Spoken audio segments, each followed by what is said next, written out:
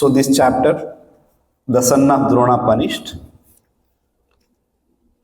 So after Ashwatthama killed 5 sleeping sons of Pandavas, Arjuna had promised to Draupadi that he would bring Ashwatthama and Draupadi can punish him. So in the same chapter, 16th verse, Arjuna had promised Draupadi, saying that, "O gentle lady, when I present you with the head of that Brahmana," Arjuna had told that I'll kill him, I'll behead him, and I'll bring the head in front of you. After beheading him with arrows from my Gandiva bow, I shall then wipe the tears from your eyes and pacify you. Then after burning your sons' bodies, you can take your bath standing on his head. So this was the anger which Arjuna had, because all innocent sons of Pandavas, entire Pandava dynasty is wiped out.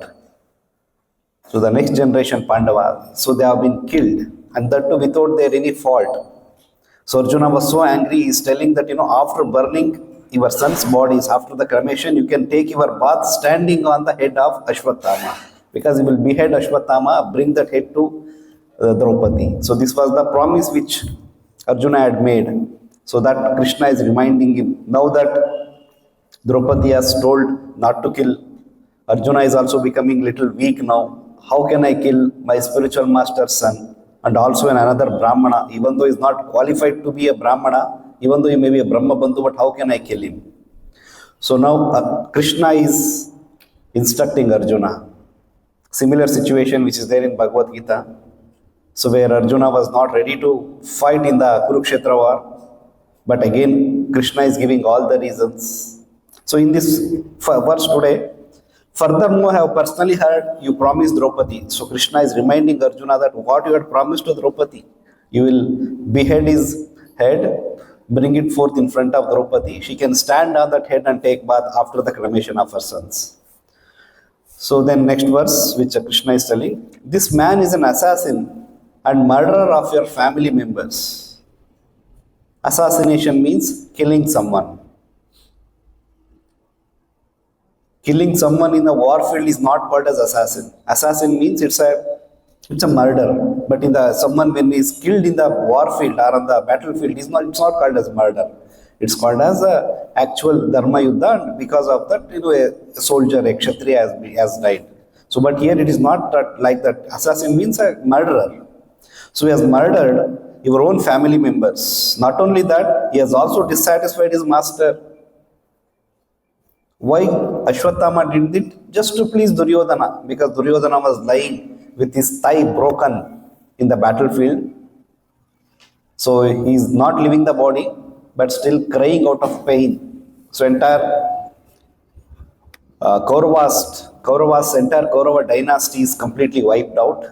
Only Dhritarashtra and Gandhari are left. So Duryodhana is lying on the battlefield with his thigh broken and incessantly crying out of pain. So Ashwatthama could not see his master's condition like that.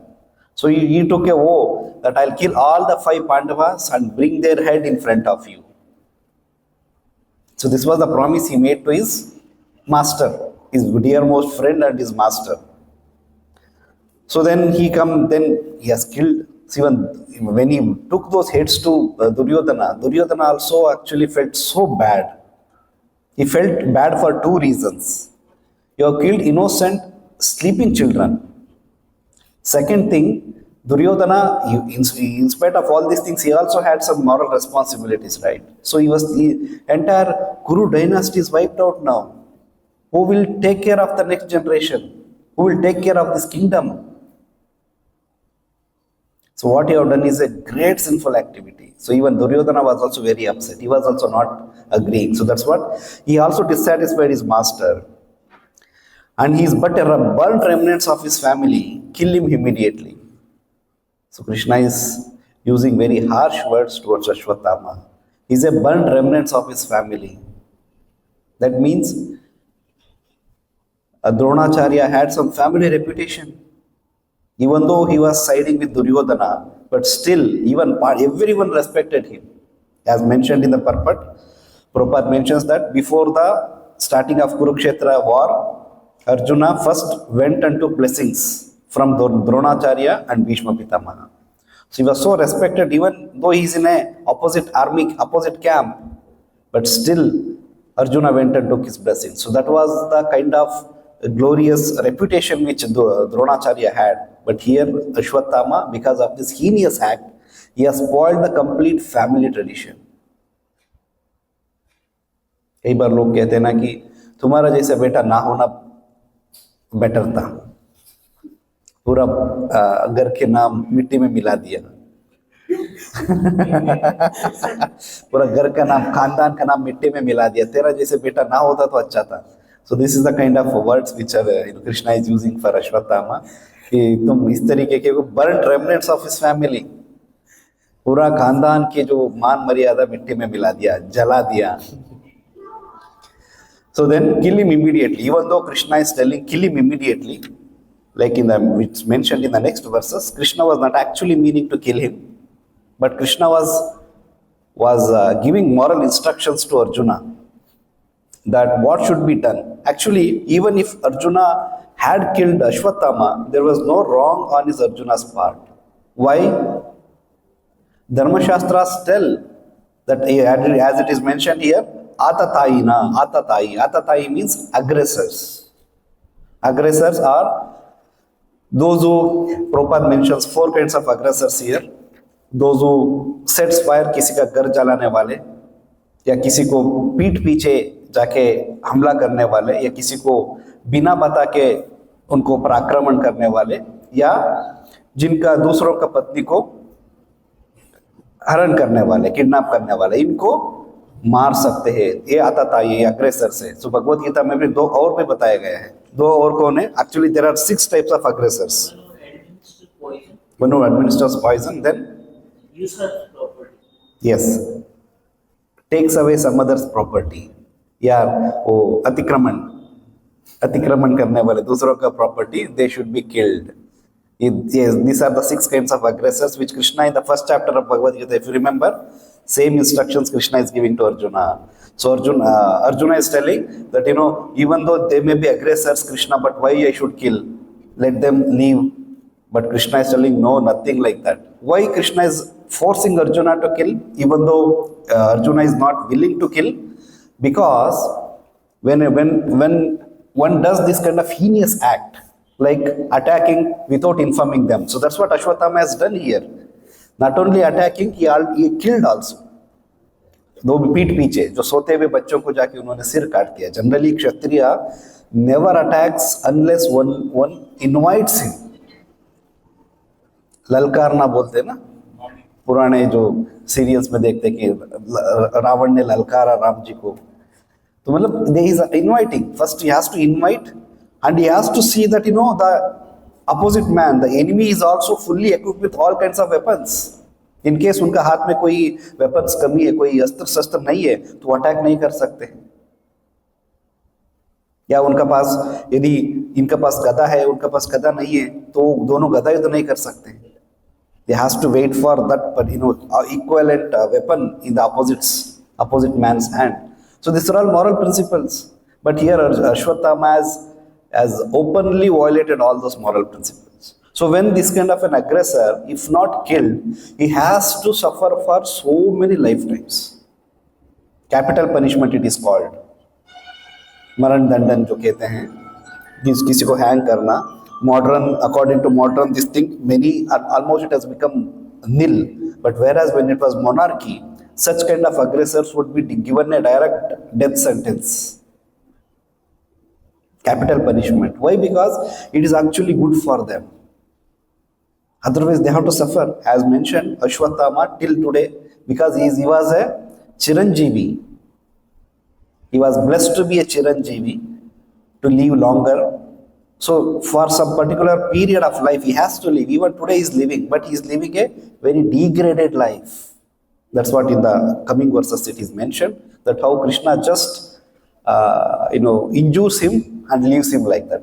Tell Arjuna to do that. So then after that, blood and pus is oozing out from his head, and he's roaming around here and there with pain, no shelter, not able to sleep properly. So instead of that kind of a tedious life, better to be killed. That a painful life. So that's what Krishna is telling, even though he did not actually meant to kill him, but Krishna is telling that, these kind of persons, they should be killed immediately. Otherwise, they have to suffer for more. There is no other option than this. So then here, Ashwatthama is mentioned as, like even he could not, please his master also. So generally, when you accept someone as a master, how we should actually act? You should act as per these complete orders. The moment you accept someone as master and yourself as a servant, you are supposed to obey whatever he says.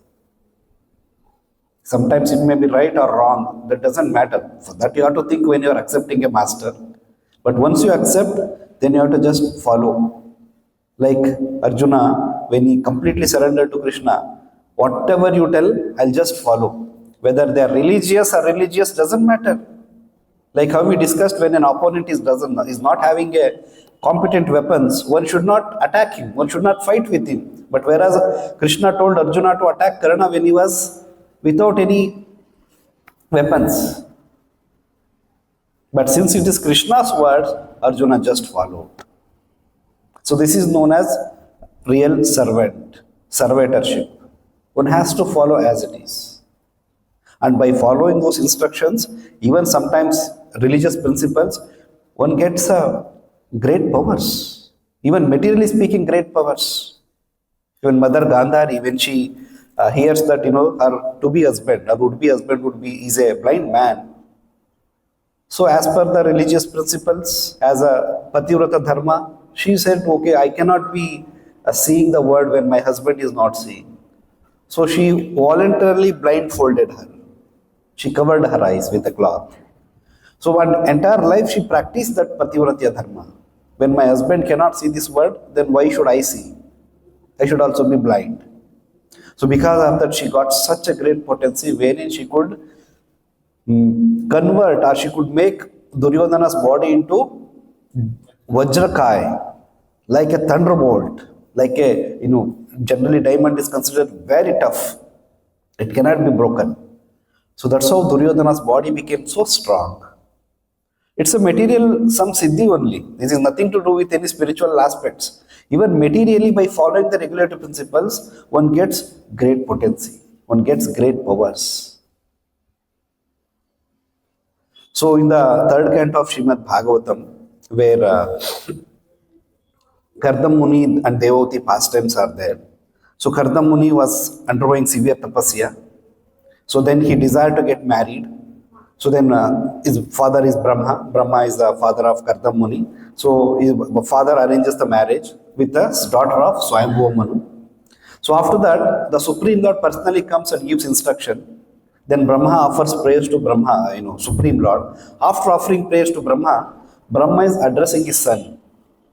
So Lord Brahma said, my dear son Kardama, since you have completely accepted my instructions without duplicity, showing them proper respect, you have worshipped me properly. Whatever instructions you took from me, you have carried out, and thereby you have honored me. Whatever instructions Brahmaji gave, Kardama just followed that. So Brahmaji is acknowledging that Kardama accepted all those things, and by accepting all those things, you have honored me, you have properly given respect to me. The next verse Brahmaji tells, sons ought to render service to their father exactly to this extent. Brahmaji is giving a standard instruction that sons, those who really want to good service to the father, they should serve like this. Like this means how Kardama served Brahma, just followed Brahmaji's instructions.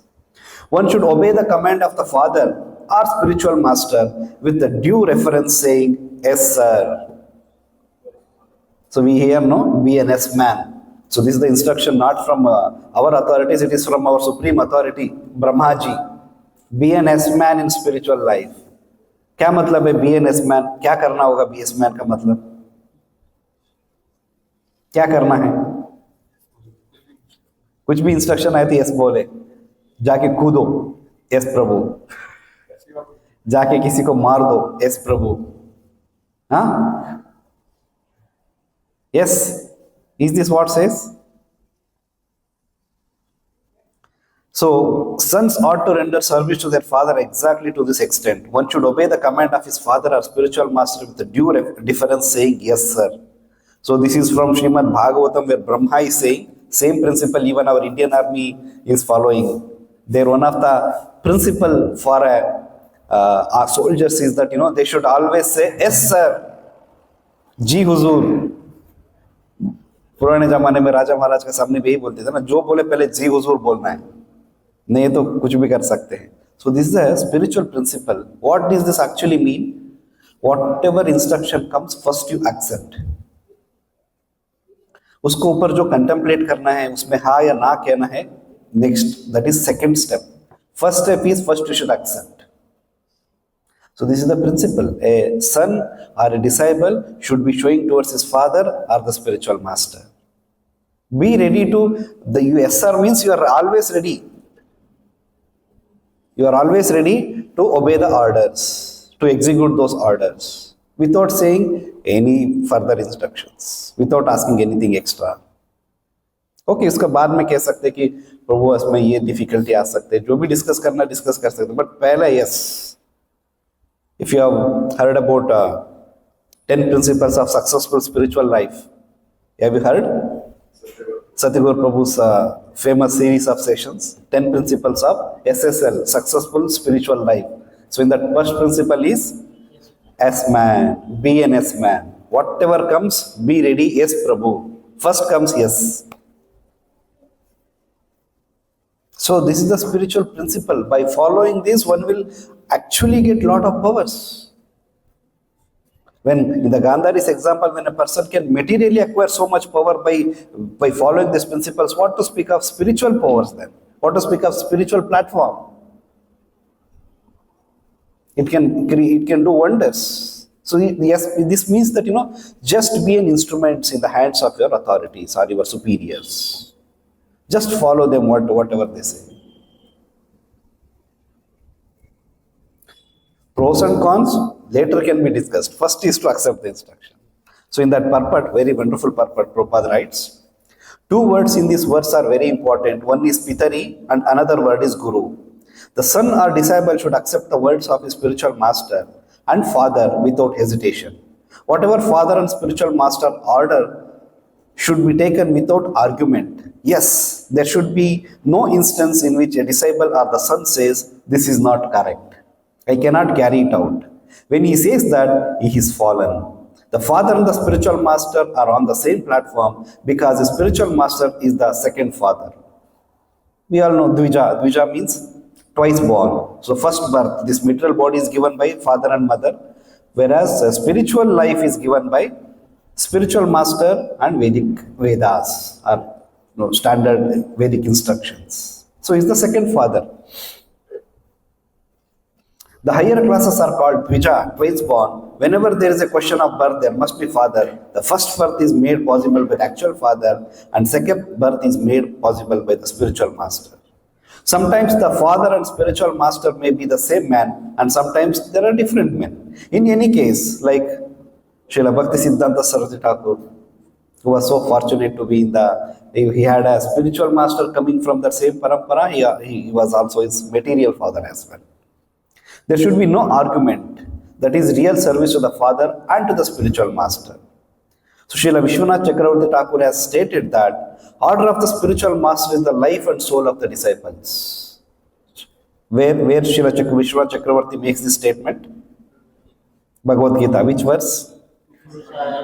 Vyavasayatmika buddhi rekeha kuru nandana mohushakahi anantascha buddhayo avyavisayinaha. See, the purport of that verse, where Prabhupada is quoting Srila Vishwanath Chakravarti's statement, where he says, the order of the spiritual master is the life and soul of the disciples. So by whatever spiritual master orders, that should be the life mission. Just follow that. By following that, we can please the spiritual master nicely. A man cannot separate his life from his body. A disciple cannot separate the order of the spiritual master from his life. If a disciple follows the instruction of the spiritual master in that way, he is sure to become perfect. This is confirmed in the Upanishads. The import of the Vedic instruction is revealed automatically only to one who has implicit faith in the Supreme Personality of Godhead and in his spiritual master.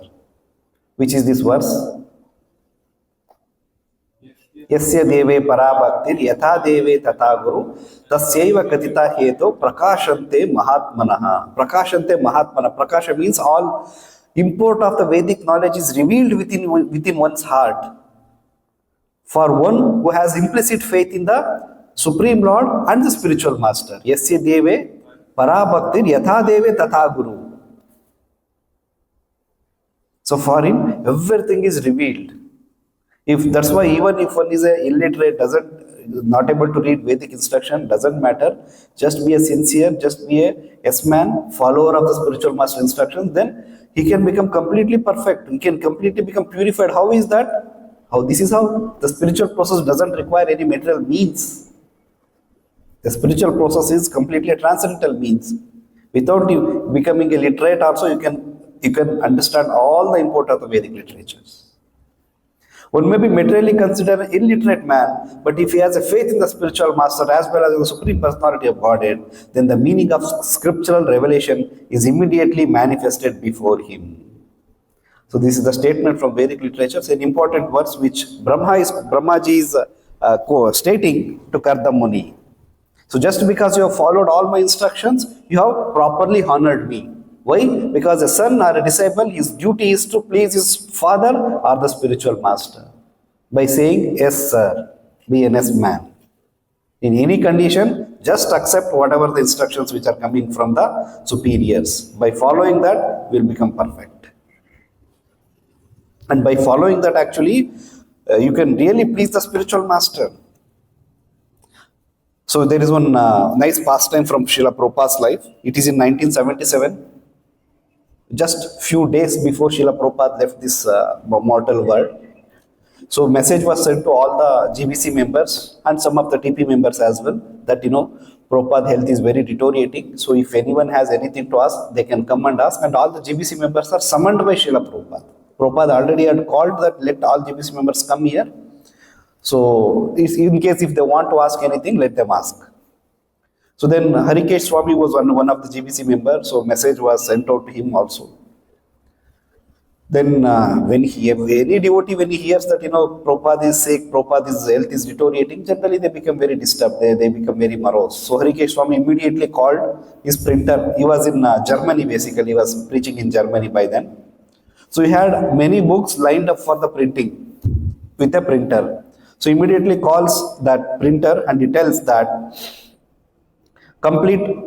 just complete the books, whatever in the printing, and I want them by tomorrow.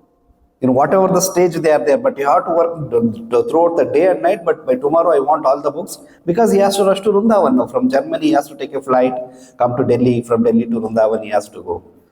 So then somehow with great difficulty they all arranged. So one was Krishna book, another was German edition of Ishopanishad, and Yugoslavian language Ishopanishad, and some other Srimad Bhagavatam, second kind of Srimad Bhagavatam in German, and Krishna trilogy, another book in German, and Yugoslavian Ishopanishad book. So he packed all those books, came to Vrindavan.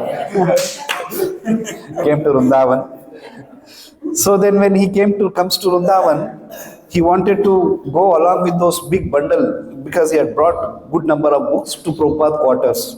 So Prabhupada's servant stops him there and he tells, no, you cannot take these books inside. He tells, what? Have you become crazy? You are telling I cannot take Srila Prabhupada books inside Prabhupada quarters? Then servant politely said, no, Maharaj, I agree, Prabhupada liked the books, but this is not the mood we want to create there. The mood is a 24 hours kirtan is going on, just giving solace as much as possible, solace to Srila Prabhupada. So we don't want you to take the books there, and Prabhupada, you have to wake up Prabhupada and show the books, all those things. He said, nothing doing. I don't think so Prabhupada would be approving this kind of proposal. Prabhupada would love to see the books. So he forcefully goes inside. Then Prabhupada was awake. he showed the books. So Prabhupada was lying down. So like that only Prabhupada opened the books. He saw that in German language. He opened some few pages, saw Krishna art images and all. So then Prabhupada, tears started rolling out from Prabhupada's eyes, seeing those books. Then Prabhupada says, books are life and soul. So then Prabhupada took the books, he saw that, Prabhupada began crying and reaching out, trying to stroke Harikesha's head. Just like when we become pleased with someone, either we pat their back or massage their head or touch their head. So as a blessings. So Prabhupada wanted to, because Prabhupada became so happy by seeing his endeavor. Then Prabhupada tells, do you remember Harikesh? You were loitering in Vrindavan.